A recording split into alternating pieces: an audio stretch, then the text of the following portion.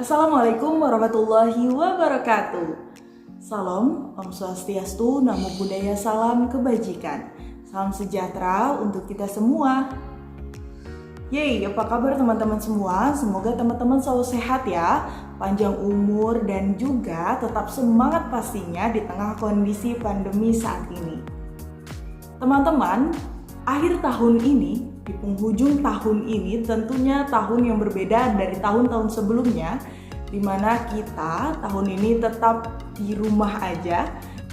Dan di penghujung tahun biasanya kita membuat resolusi untuk tahun selanjutnya, yaitu tahun 2021. Tapi teman-teman, sebelum kita merencanakan resolusi di tahun 2021, momentum akhir tahun ini merupakan momentum untuk kita mengevaluasi apakah resolusi tahun kita sebelumnya tercapai di tahun ini atau tidak. Jika tidak, maka ada hal yang harus kita evaluasi dalam diri kita. Kenapa hal tersebut tidak terrealisasi di tahun ini? Berarti ada yang salah dan kurang tepat dalam diri kita untuk mencapai apa yang kita inginkan di tahun ini. Atau jangan-jangan selama ini kita hanya berfokus kepada apa yang kita inginkan, tetapi kita melupakan apa yang sesungguhnya menjadi kebutuhan kita, sehingga itu tidak bisa tercapai dengan baik. Dan teman-teman, jika hal tersebut belum bisa kita capai di tahun ini, selain kita bertanya pada diri kita kenapa itu tidak bisa terjadi di tahun ini, dan kita harus tetap positive thinking kepada Allah Subhanahu wa Ta'ala. Karena ketika Allah menutup suatu pintu, maka percayalah banyak pintu-pintu yang lainnya yang telah Allah persiapkan kepada kita. Dan jika keinginan yang kita inginkan di tahun sebelumnya terrealisasi dan terlaksana di tahun ini, langkah pertama adalah kita pastinya bersyukur kepada Allah Subhanahu wa Ta'ala. Dan percayalah teman-teman, itu dapat terjadi karena pertolongan Allah Subhanahu wa Ta'ala. Karena Allah permudah apa yang kita inginkan tersebut sehingga Allah wujudkan di tahun ini. Dan juga limpahkan rahmat dari Nabi Muhammad SAW.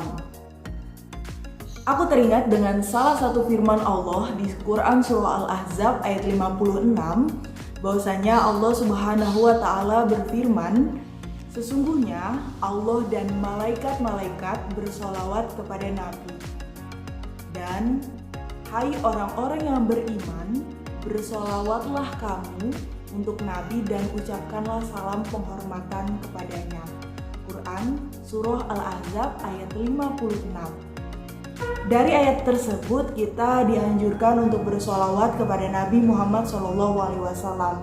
Tentunya hal itu berbalik kepada kita sendiri teman-teman, karena berkat rahmat yang telah Nabi Muhammad curahkan kepada kita, kita bisa mencapai apa yang kita inginkan di tahun ini. Dan salah satu sholawat yang memiliki makna sangat dalam adalah sholat nariyah, yang artinya adalah, ya Allah, limpahkanlah sholawat yang sempurna dan curahkanlah salam kesejahteraan kepada junjungan Nabi Muhammad SAW, yang sebab beliau semua kesusahan dapat terpecahkan, kesulitan dapat dihilangkan, dan semua keperluan dapat terpenuhi, dan semua yang didambakan serta husnul khotimah bisa diraih. Dan berkat Nabi Muhammad SAW, hujan pun turun.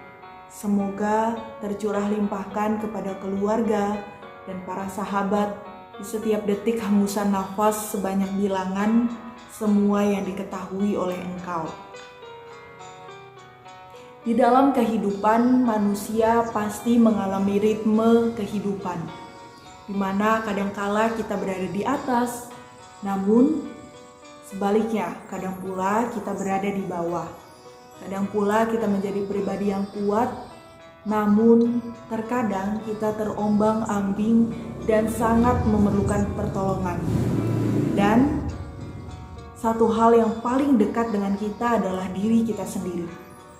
Yang bisa menolong kita adalah diri kita sendiri untuk bangkit dari keadaan, bangkit dari sebuah keterpurukan, dan juga memohon ampunan dan pertolongan kepada Allah Subhanahu wa Ta'ala, dan juga mengharap rahmat dari Nabi Muhammad SAW. Oleh karena itu teman-teman, tetap semangat untuk menjalani tahun 2021. Tuliskanlah resolusi terbaik teman-teman, dan ketika kita menuliskan resolusi, tidak lupa pula kita tuliskan segala sesuatunya secara spesifik. Karena apa? Ketika segala sesuatu yang dituliskan secara spesifik dan detail, maka itu mempermudah kita menyusun strategi-strategi untuk dapat mencapainya. Tetap semangat dan jangan lupa bersyukur ketika teman-teman bisa mencapai itu semua. Jika sesuatu itu adalah suatu kekayaan, maka jangan simpan kekayaan tersebut dalam hati teman-teman. Karena ketika kekayaan itu sudah ada dalam hati kita, maka kita akan sangat sulit untuk mengikhlaskannya ketika itu tidak ada.